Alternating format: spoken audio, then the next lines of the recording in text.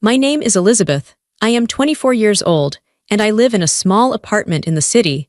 I remember the exact moment I realized my place in this family. It wasn't during a scream or a fight. It happened silently, over a slice of cake at a dining room table. It was my brother's college graduation dinner. The house was full of laughter. My parents were beaming with a pride I had never seen directed at me. My father stood up, clinking his glass for silence. He made a speech about hard work and rewards. Then he pulled a set of shiny silver keys from his pocket. "Congrats, son," he said, his voice full of warmth. "Here is your new car." Everyone cheered. My brother looked like a king. I clapped the loudest because I loved him. Then my father turned to me. The smile vanished from his face. He reached into his pocket again. He didn't pull out a gift. He pulled out a folded piece of paper. He slid it across the white tablecloth until it hit my hand. "Rent is due Sunday," he whispered, low enough so the guests wouldn't hear. $900. I looked at the car keys in my brother's hand, then I looked at the bill in mine. There was no applause for me, just a demand. I nodded calmly. I didn't cry. But in that second, the daughter who had spent her life trying to be perfect finally shattered. But before I tell you how everything flipped, like and subscribe, drop a comment. Where are you watching from? My name is Elizabeth. I am 24 years old. I need you to understand that the dinner didn't happen in a vacuum. It wasn't just one bad night. It was the result of 24 years of training. I was trained to be the invisible one. I was trained to be the one who didn't need anything. Growing up, there was a script in our house. My brother, Ryan, was the main character. He was loud, he was messy, and he was demanding. I was the stagehand. I was the one who made sure the lights stayed on so the show could continue. I remember when we were kids. Ryan was 2 years older than me, but it always felt like I was the older sister. One afternoon, when I was 10 and he was 12, he decided to play baseball in the living room. He knew the rules. We all knew the rules. But Ryan didn't think rules applied to him. He swung the bat too hard and smashed Mom's favorite porcelain vase. It shattered into a million pieces. Ryan started crying immediately. He wasn't crying because he was sad. He was crying because he was scared of getting in trouble. I was reading a book in the corner. I heard the crash and looked up. I saw his face, red and panic-stricken. Without thinking, I put my book down. I went to the kitchen and got the broom. I swept up the shards while he sat on the sofa, sobbing. When Mom came home, she saw the empty spot on the shelf. She looked at me holding the dustpan. "Elizabeth," she said, her voice sharp. "Why weren't you watching him? You know he gets excited." She didn't ask who broke it. She asked why I hadn't stopped it. Ryan got a hug because he was upset. I got a lecture about responsibility. I was 10. That was the pattern. In high school, it became more obvious. Ryan struggled with school. He wasn't stupid, but he was lazy. He didn't turn in homework. He forgot projects until the night before. When he got a C on a math test, my parents threw a celebration dinner. Because it wasn't an F, they praised his effort. They bought him a new video game console as a reward for hanging in there. I came home the same week with straight A's. I put my report card on the fridge. My dad glanced at it while grabbing a beer. "Good," he said. "Keep it up." That was it. Good. There was no dinner for me. There was no reward. It was expected. I was the smart one. I was the easy one. I was the one they didn't have to worry about. They spent all their emotional energy worrying about Ryan. Would he graduate? Would he make the team? Would he get into college? Because they spent all their worry on him, they had none left for me. I became a ghost in my own house. I learned to handle my own crises. When I was 16, I got a flat tire in the rain. I called my dad. He didn't answer. I called my mom. She picked up, breathless. "Liz, can it wait?"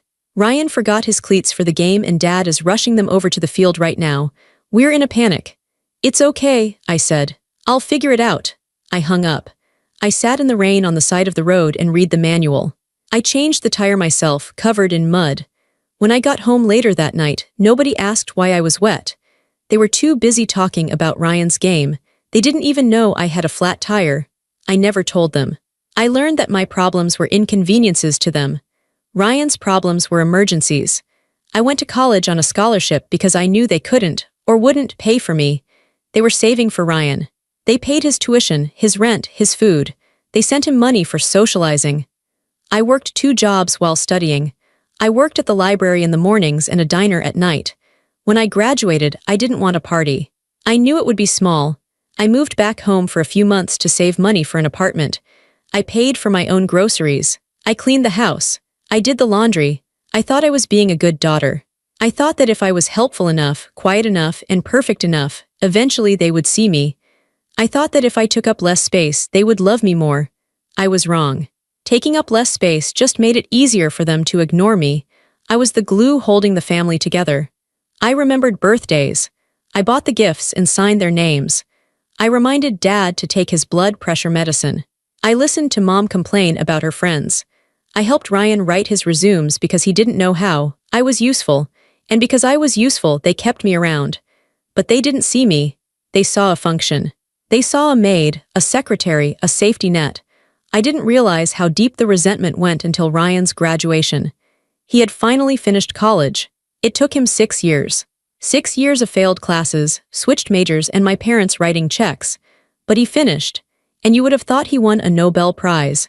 The week leading up to Ryan's graduation was chaos. The air in the house was thick with excitement. It felt like electricity, buzzing in every room. But none of that electricity was for me. My mother was in a frenzy. She wanted everything to be perfect. She was inviting aunts, uncles, cousins, neighbors. She was ordering catering. She was buying decorations. "Elizabeth," she called out on Tuesday morning, "I need you to go to the store, we need more wine, and pick up those specific napkins Ryan likes, the blue ones." "I have work, Mom," I said. I was working remotely from the dining table. "Can't you take a break?" she snapped. "This is a big week for your brother, we all need to pitch in." Pitch in. That was the phrase. It implied we were a team, but a team has equal players. We weren't a team, I was the staff. I closed my laptop. I went to the store, I bought the wine, I bought the blue napkins. When I came back, Mom didn't say thank you, she just pointed to the table. "Set them over there." Wednesday was worse. I came home from a run and saw my dad in the garage. He was on the phone, his voice low. When he saw me walking up the driveway, he quickly hung up. He looked guilty. "Hey, Dad," I said. "Everything okay?" "Fine," he said, wiping his hands on a rag, "just arranging some things." He closed the garage door quickly. He didn't look me in the eye. I had a sinking feeling in my stomach. Call it intuition. I knew something was happening. I told myself I was being paranoid. I told myself he was probably just planning a surprise toast, or maybe a vacation gift for Ryan. But the way he looked at me, it was cold. It was the look you give a stranger who walks into a private conversation. That night, at dinner, the conversation was 100% Ryan. "I can't believe you're finally done," Mom said, beaming at him. She heaped more potatoes onto his plate. "You worked so hard," Ryan chewed with his mouth open. "Yeah, it was brutal, but I pulled it off." He hadn't pulled it off. I had edited his final thesis. I had stayed up until 3 a.m. 3 weeks ago fixing his grammar and restructuring his arguments, because he was going to fail otherwise. I did it because he begged me. I did it because I didn't want to see my parents disappointed. "We're so proud," Dad said. "We have a big surprise for you on Saturday." Ryan's eyes lit up. "Really? What is it?" Dad winked. "You'll see. It's something to get you started on the right foot. A man needs the right tools to succeed." I sat there, eating my salad. Nobody asked about my job. Nobody asked about my week. I had just been promoted at work 2 days prior. I was now a senior analyst. It was a huge jump for a 24-year-old. I cleared my throat. "I got promoted on Monday," I said quietly. The table went silent for a second. "That's nice, honey," Mom said, not looking up from her plate. "Oh, Ryan, did you call Grandma? She wants to know what time to arrive." "That's nice." That was it. My career milestone was a speed bump in the conversation about Ryan's guest list. I felt a lump in my throat. I swallowed it down. I was used to swallowing my feelings. I told myself it didn't matter. This was Ryan's week. I could let him have this. I was the big sister. I was the mature one. But the feeling of wrongness kept growing. It wasn't just that they were ignoring me. It felt active. It felt like they were pushing me away.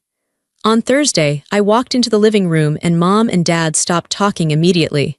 They were looking at a piece of paper. Dad folded it up and shoved it in his pocket. "What's that?" I asked. "Nothing," Dad said. "Just bills, boring stuff." His voice was tight. He looked annoyed that I had interrupted. "Elizabeth, make yourself useful," Mom said. "Go check the guest bedroom. Aunt Linda is staying there, make sure there are fresh towels." I went to the guest room. I folded the towels. I fluffed the pillows. I stood in the middle of the room and looked at myself in the mirror. I looked tired. I looked small. "You're imagining it," I whispered to my reflection. They love you, they're just stressed. But deep down, I knew. The atmosphere in the house wasn't just celebratory. It was secretive. They were hiding something. And whatever they were hiding, I wasn't going to like it. I tried to talk to Ryan on Friday.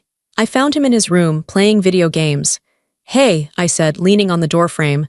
Are you excited? Yeah, he said, not pausing the game. It's gonna be sick. Dad said the gift is huge. Do you know what it is? No idea. But I bet it's expensive. Dad's been grinning all week. Ryan didn't seem to notice the tension. He never noticed tension. He floated through life on a cloud of support that I kept inflated for him.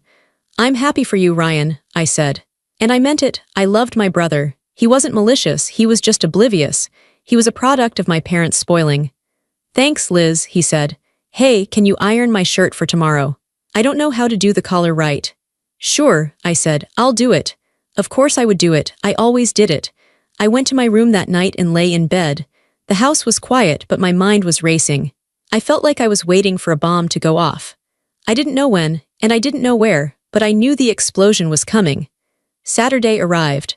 The graduation ceremony was long and boring, but my parents cheered like maniacs every time Ryan's name was mentioned. I sat next to them, clapping politely, holding Mom's purse, holding Dad's program, holding the water bottles. Then came the dinner. It was at our house. My parents wanted to host it to show off. The backyard was decorated with lights. Tables were set up with white linens, the ones I had ironed. The smell of roast beef and garlic filled the air. About 30 people were there. Family, friends, neighbors. Everyone was drinking wine and laughing. The mood was high. I didn't sit down for the first hour. I was too busy. I was refilling drinks. I was taking coats. I was showing people to the bathroom. I was bringing out trays of appetizers. Elizabeth, we're low on ice. Dad barked at me as he walked past. He didn't look at me, he just gave the order. I'm on it, I said. I went to the kitchen, grabbed a bag of ice, and hauled it outside. I filled the cooler. My hands were freezing and wet. Oh, Elizabeth, you're such a help, Aunt Linda said, patting my arm as she reached for a beer. What would your mother do without you? I don't know, I said, forcing a smile. Finally, dinner was served. I found a seat at the end of the table, near the edge of the patio. It was the worst seat, furthest from the conversation, but I didn't mind. I was exhausted. We ate. People gave toasts. Uncle Mike told a funny story about Ryan as a toddler. Everyone laughed. Ryan soaked it up. He looked handsome in the shirt I had ironed. He looked happy. Then Dad stood up. He tapped his spoon against his wine glass. Cling, cling, cling. The chatter died down. The patio went silent. The crickets chirped in the background. I want to make a toast, Dad began. His face was flushed with wine and happiness. To my son, Ryan. To Ryan, everyone shouted. Ryan, Dad continued, his voice getting thick with emotion. We know it hasn't been an easy road, but you stuck with it. You showed us what you're made of. You became a man. I stared at my plate. He became a man, I thought. I wrote his papers. I woke him up for exams. I paid for his Uber when he was too drunk to drive home. Your mother and I, Dad said, wanted to give you something to mark this occasion. Something that says, we believe in you. Something to help you start your next chapter. He reached into his pocket. The guests leaned in. I leaned in too. He pulled out a set of keys. They were heavy, shiny, silver keys with a black fob. A car key, a brand new car key. It's in the driveway, Dad said, pointing to the front of the house. A brand new sedan, 2025 model, fully paid off. It's yours, son. The table erupted. Ryan's jaw dropped. No way, he screamed. He jumped up and hugged Dad. Mom was crying, clapping her hands. The guests were cheering, whistling, and applauding. Go check it out, Dad yelled. Ryan ran toward the front of the house. Half the guests followed him to see the car. I stayed seated. I felt like I had been punched in the stomach. A new car. I drove a 10-year-old hatchback that broke down every winter. I paid for every repair myself. I paid for my own insurance. I paid for my own gas. My parents had never bought me a car. They had never even offered to help with a down payment. Fully paid off, Dad had said. That car must have cost $30,000. Maybe more. I sat there, clapping slowly, mechanically. My hands felt numb. The crowd started to thin out as people went to look at the car. Dad didn't go. He stayed by the table, finishing his wine. He looked satisfied. Then he saw me. He turned his body toward me. The warmth that he had shown Ryan moments ago evaporated. His face settled into a serious, businesslike expression. He walked over to where I was sitting. I looked up at him, expecting him to say something like, Isn't it great? Or maybe, can you help clean up the plates? He didn't say that. He reached into his back pocket. He pulled out a folded piece of paper. It was a sheet from a yellow legal pad. He lowered his voice. It wasn't a whisper of conspiracy, it was a whisper of shame. He didn't want the remaining guests to hear. Here, he said. He slid the paper across the tablecloth. It stopped right next to my hand. I looked down at it. It was a handwritten note, in my father's block handwriting. It said, Rent agreement tenant, Elizabeth start date, June 1st monthly rent, $900 utilities. 1/3 share due. Sunday. I stared at the number, $900. I looked up at him. I couldn't speak, my mouth was dry. What is this? I managed to whisper. You've been living here for free since you graduated, Dad said. His voice was calm, matter of fact. You have a good job now, you got that promotion. It's time you start contributing to this household, we can't support you forever. I felt the blood drain from my face. Support me, I said. My voice shook. I buy my own food, I do the cleaning, I pay for my own gas, I handle my own bills. You live under my roof, he said, cutting me off. Real world rules, Elizabeth, rent is due Sunday. If you don't like it, you can find somewhere else to live. He looked at me with zero empathy. There was no softness in his eyes. He wasn't treating me like a daughter. He was treating me like a tenant he wanted to evict. Then from the front yard, I heard Ryan revving the engine of his new car. Vroom, vroom. Everyone cheered again. The contrast hit me so hard it almost knocked me out of my chair. In the front yard, my brother was receiving a $30,000 gift for doing the bare minimum. In the backyard, I was being handed a bill for existing. He gets a car, I whispered, and I get a bill. Dad stiffened. Don't be jealous, Elizabeth, it's ugly. Ryan needs help getting started. You're capable, you can handle it. We expect the check on the kitchen counter by Sunday morning. He turned around and walked away. He walked toward the laughter in the front yard. I sat there alone at the table covered in dirty plates and half-empty wine glasses. I looked at the yellow paper. $900. It wasn't the money. I had money. I had savings. I could afford $900. It was the message, the timing, the cruelty of it. They were telling me as clearly as possible that I was not a priority. I was a resource. I was a paycheck. I was a burden they wanted to monetize. I didn't cry, I wanted to, but the tears wouldn't come. Instead, something inside me snapped. It wasn't a loud snap. It was a quiet, final click, like a lock turning. I looked at the house. I looked at the people celebrating. I realized I didn't belong here, I never had. I folded the yellow paper carefully. I put it in my pocket, I stood up. I started clearing the plates, I stacked them. I carried them to the kitchen, I washed them, I dried them. I put them away, I finished my shift. I played my role one last time. The party ended around 11 p.m. Ryan went out to a bar with his friends to celebrate. My parents went to bed, exhausted and happy. Good night, Elizabeth, Mom called out from the stairs. Don't forget to turn off the porch lights. I won't, I said. My voice was steady. I turned off the lights. The house went dark. I went to my room and closed the door. I didn't turn on my lamp. I sat on the edge of my bed in the dark. The silence of the house pressed against my ears. I replayed the scene over and over, the car keys, the yellow paper, the look in my father's eyes. Don't be jealous. It's ugly. He had called me ugly for pointing out the unfairness. I took a breath. I reached for my phone and opened my banking app. I checked my savings account. I had been saving for 2 years. I had enough. I had enough for a deposit, for first and last month's rent, and for a few months of expenses. I didn't need them. I had never needed them. I stood up. I didn't feel angry anymore. I felt cold. I felt distinct. I pulled my suitcase out from under the bed. I started packing. I didn't pack everything. I didn't want everything. I only wanted what was mine. I packed my clothes. I packed my work laptop. I packed my shoes. I looked at the bookshelf. There were photo albums. Pictures of family vacations where I was standing off to the side. Pictures of Christmases where I was holding the camera. I left them. I looked at the little trinkets on my dresser. Gifts from aunts. Souvenirs. I left them. I wanted to travel light. I wanted to leave this life behind completely. I moved silently. I was an expert at being quiet. I knew which floorboards creaked. I knew how to open the closet door without it squeaking. I folded my shirts neatly. I placed them in the suitcase. It took me 2 hours. By 2 a.m., my life was packed into 2 large suitcases and a backpack. My room looked different. It looked sterile, like a guest room at a hotel. It didn't look like my room anymore. I sat down at my desk one last time. I took a piece of plain white paper and a pen. I needed to write a note. I debated what to say. Part of me wanted to scream. Part of me wanted to write a 10-page letter detailing every hurt, every slight, every moment of neglect from the last 20 years. I wanted to list the times I cried alone. I wanted to list the times I fixed their messes. I wanted to hurt them. But then I realized they wouldn't understand. If I wrote an angry letter, they would just call me dramatic. They would say I was hysterical. They would say I was ungrateful. They would twist my words to make themselves the victims. Oh, poor Elizabeth is having a breakdown. I wasn't going to give them that satisfaction. I needed to be as cold and direct as the bill they gave me. I wrote, "Mom and Dad, I am moving out. I have taken my things. Do not worry about the rent. I won't be living here. Please do not contact me. I need space. Do not come to my work. Do not call my friends. I will reach out when I am ready.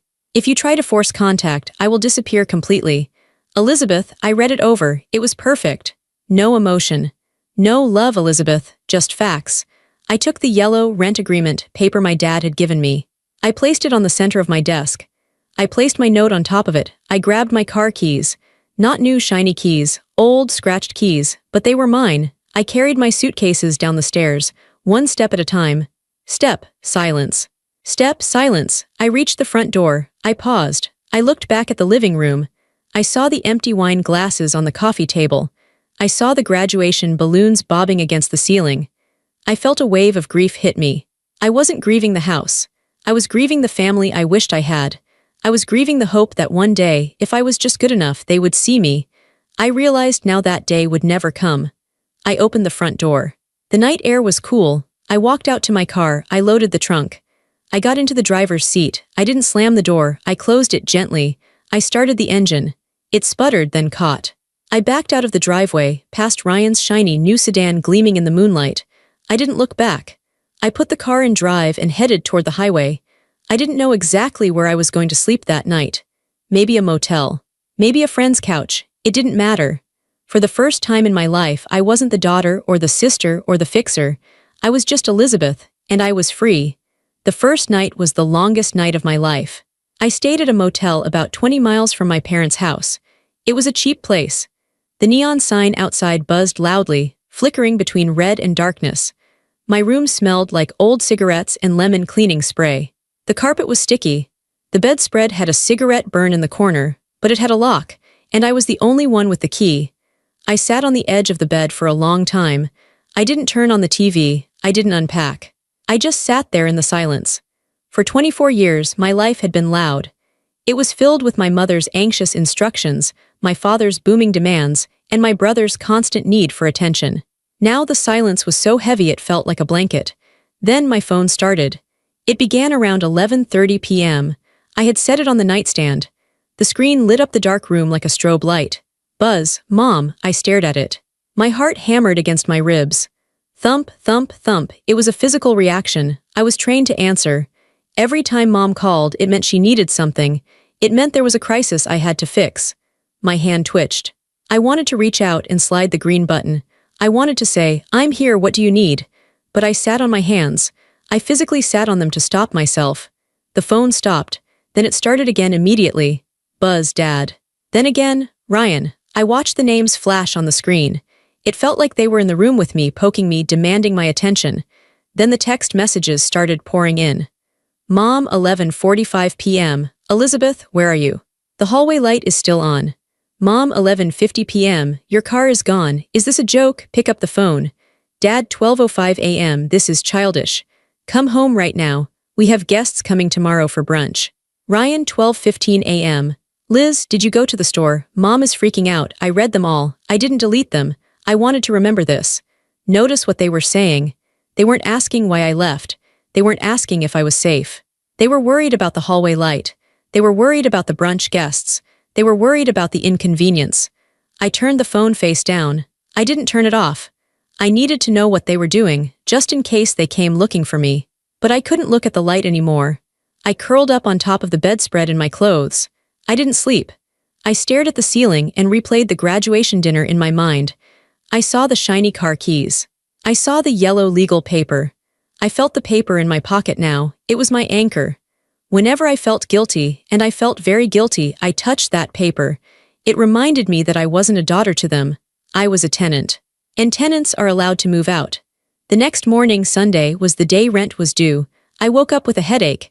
I showered in the motel bathroom. The water was lukewarm. I put on fresh clothes from my suitcase. I looked in the mirror. My eyes were red, but my jaw was set. I looked different, harder. I went to a diner nearby for breakfast. I ordered eggs and coffee. I opened my laptop. I had work to do, not my job, my survival. I needed a place to live. I had savings. I had been saving secretly for 2 years, putting away 20% of every paycheck. I had enough for a deposit and a few months of rent.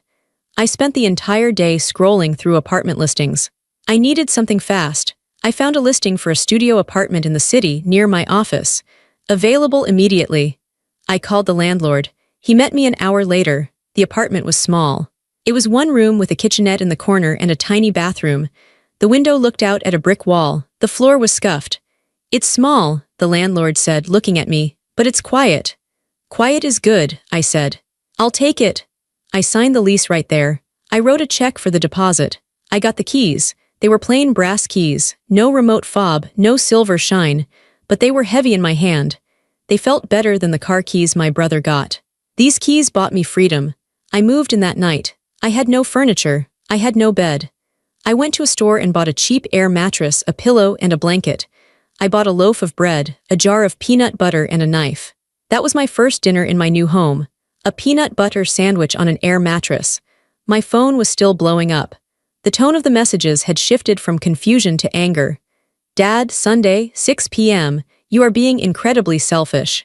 You ruined your brother's weekend. Everyone is asking where you are. What do I tell them? You are making us look bad. Mom, Sunday, 8:30 p.m. I can't believe you would do this. After everything we gave you. We put a roof over your head, we fed you, and you run away like a thief. Your father is heartbroken." He wasn't heartbroken. He was embarrassed. He was losing control. I finally decided to send one message. Just one. I needed to set a boundary or they would call the police to report me missing. I typed it out carefully in the Notes app first. I wanted it to be cold, direct. "Mom, Dad, I am safe. I have moved out. I am not coming back. Do not come to my work. Do not call my friends. I need space. If you care about me, you will leave me alone." I sent it to a group chat with Mom, Dad, and Ryan. Then I blocked their numbers for the night. I lay down on the air mattress. The room was dark. The city sounds outside were loud, sirens, cars, people shouting, but inside it was just me. I took a deep breath. My chest felt lighter. The tight band that had been around my ribs for 20 years was gone. I cried then. I cried for a long time. I didn't cry because I wanted to go back. I cried because I grieved the family I never had.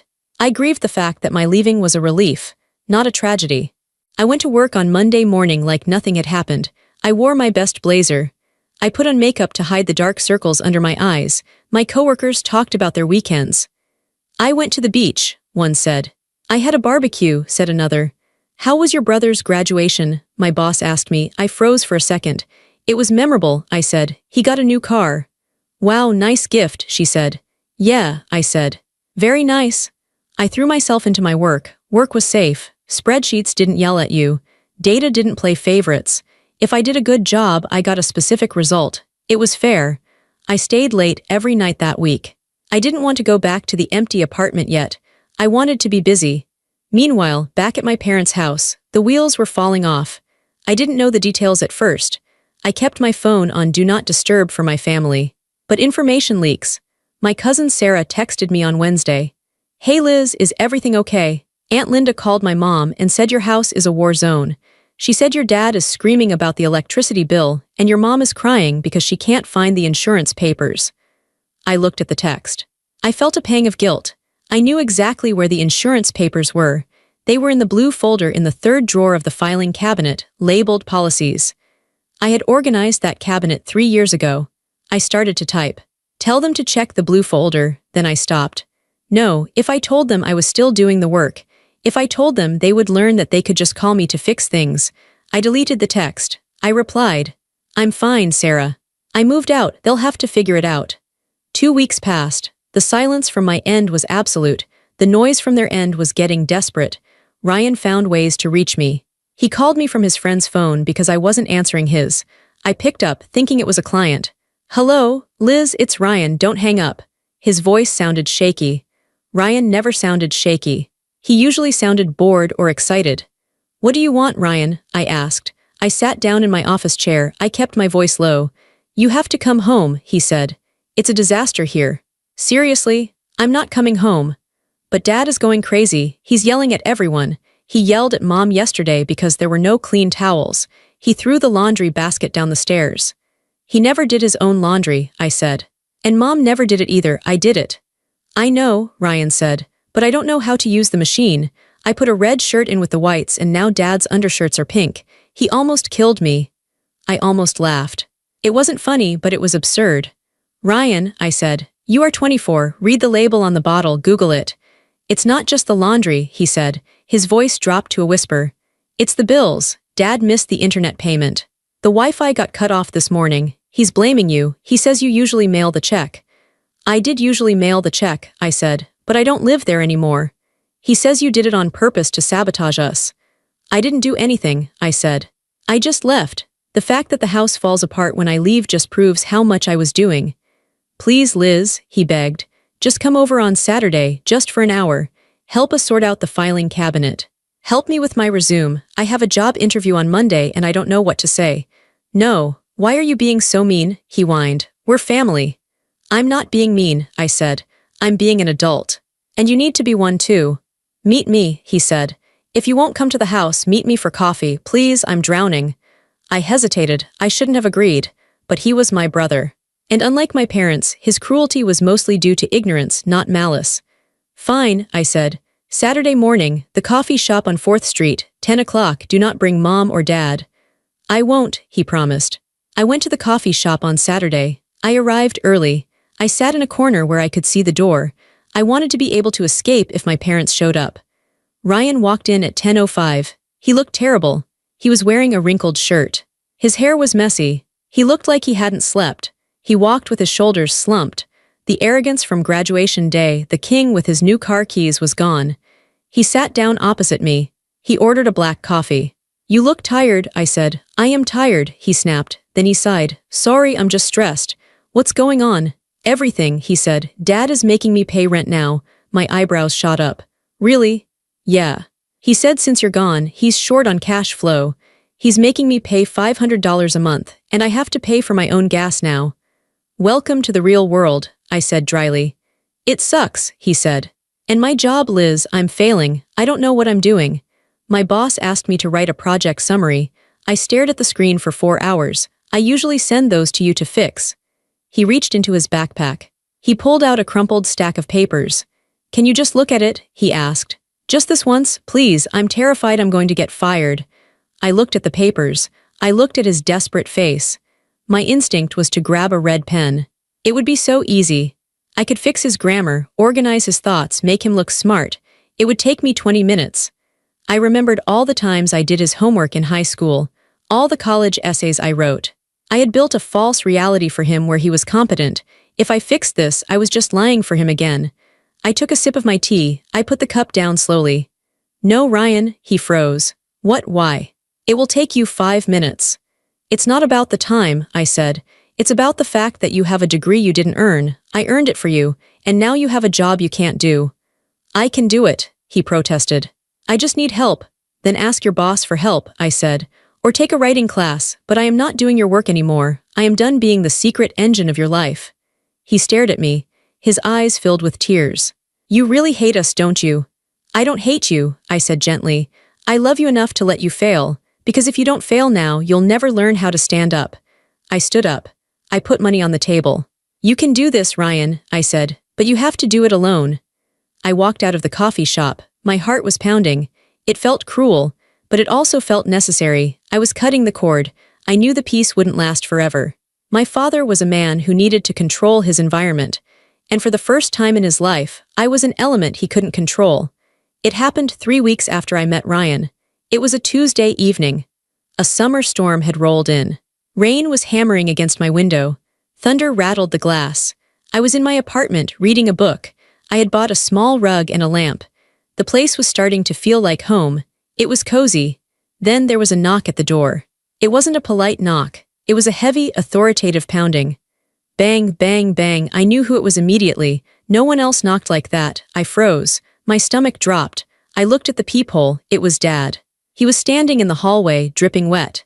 He was wearing his tan raincoat, which was soaked dark brown. His hair was plastered to his forehead. His face was red. I debated not opening the door. I could pretend I wasn't home. But the lights were on, and I knew he wouldn't leave. He would pound until the neighbors called the police. I took a deep breath. I unlocked the deadbolt. I opened the door, but I stood in the frame, blocking his entry. "How did you find me?" I asked. My voice was calm, but my hands were shaking behind my back. "Your Aunt Linda," he spat. "She has a big mouth. Are you going to let me in? I'm soaking wet." I stepped back and let him in. He walked into the tiny room. He seemed too big for it. He brought the smell of rain and anger with him. He looked around the apartment with a sneer. He looked at the air mattress. I still hadn't bought a real bed frame. He looked at the brick wall view. "This is it?" he asked.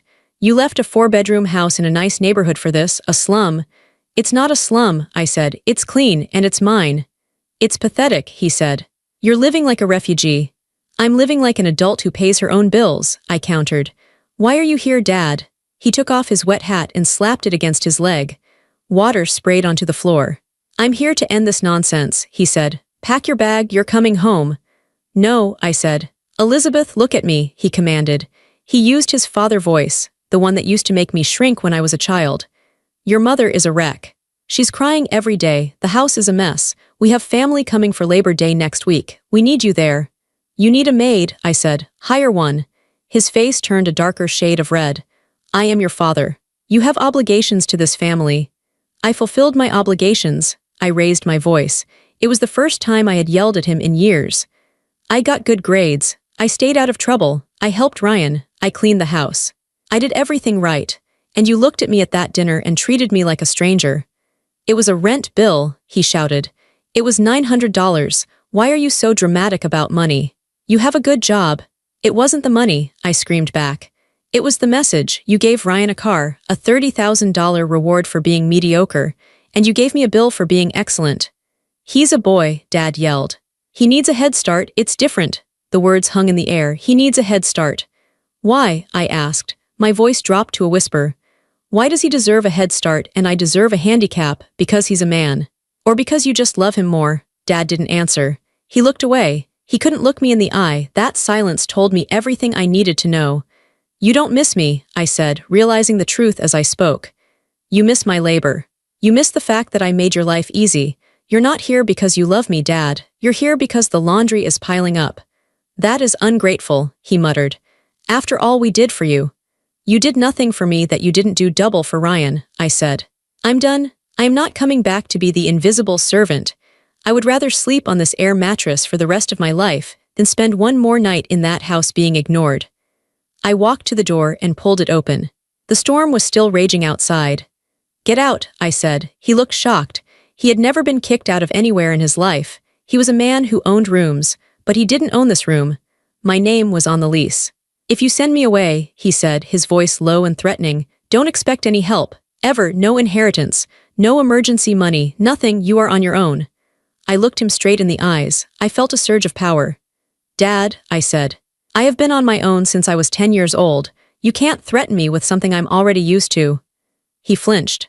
It hit him. He realized his threats were empty because he had never given me security in the first place. He walked past me. He stopped at the threshold. He looked like he wanted to say something else, maybe an apology, maybe another insult. But he saw the look on my face. He saw that the daughter he knew was gone. He turned and walked into the rain. I slammed the door. I locked the deadbolt. Click.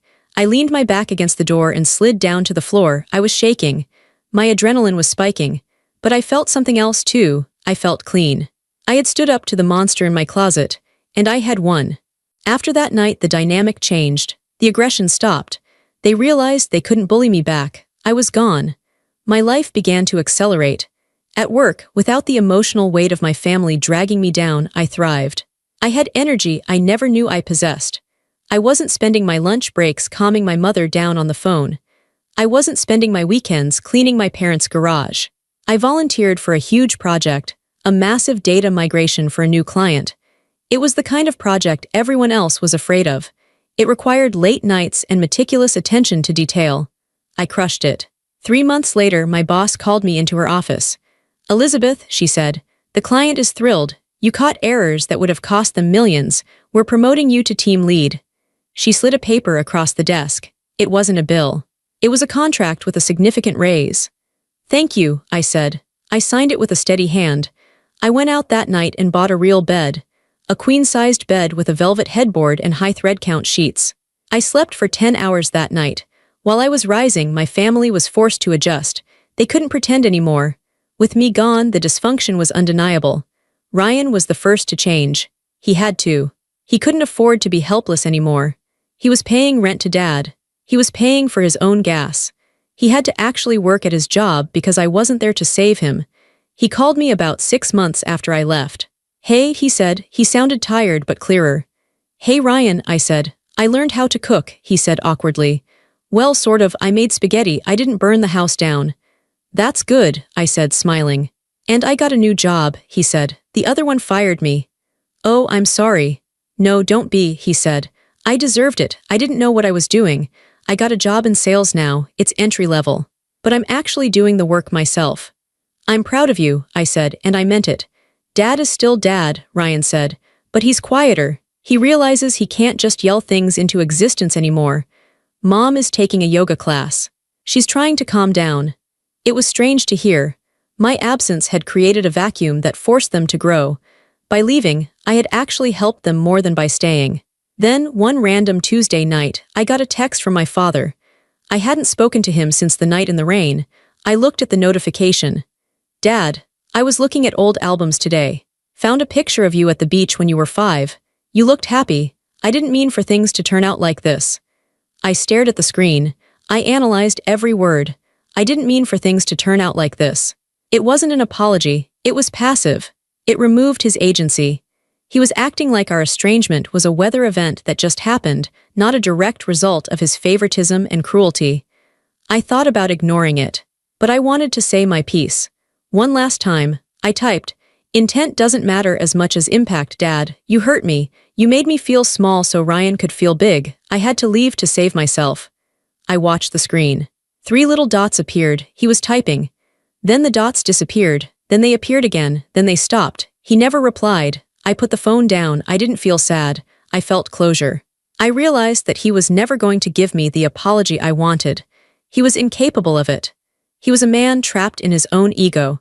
And I realized I didn't need his apology. I didn't need him to say I'm sorry to know that I was right. My peace was the proof. My success was the proof. My happiness was the proof. I was free. T has been 2 years now. I still live in the city, but I moved to a nicer apartment. This one has a balcony with a view of the park. It has sunlight. It has plants that I water. I see my family, but on my terms. We have a new tradition. We meet for lunch twice a year, once around Christmas and once in the summer. We meet at a restaurant halfway between us. A neutral ground. I drove to the last lunch in my own car. It's a used SUV I bought myself. I paid for it with my own money. It runs perfectly. When I walked into the restaurant, they were already sitting there. Dad looked older. His hair was thinner. He stood up and gave me a stiff hug. "Hello, Elizabeth," he said. "Hi, Dad." Mom hugged me too tight. She smelled like perfume and anxiety. "You look so thin," she said. "Are you eating?"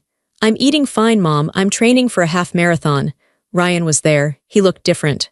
He had gained a little weight, but he looked more settled. He wasn't the golden boy anymore. He was just a guy. "Hey, Liz," he said. He smiled, and it was a real smile, not a smirk. The lunch was polite. We talked about the weather. We talked about sports. Dad complained about politics. Mom showed me pictures of her garden. They didn't ask me for money. They didn't ask me to fix anything. They didn't hand me any bills. They treated me like a guest. Like a distant relative they wanted to impress. There was no deep emotional connection. The warmth wasn't there. But the abuse wasn't there either. We had settled into a polite, distant truce. I looked at them across the table. I realized that this was the best it was ever going to be. They were never going to be the family I dreamed of. They were never going to see me fully. But that was okay, because I saw myself. I paid for my own lunch. Dad tried to reach for the check, a performance of fatherhood, but I put my card down first. "I got it," I said. He looked at me. He nodded. He didn't argue. He respected the money. It was the only language he understood. When I got home that evening, I opened my closet. On the top shelf in a small shoebox, I keep mementos.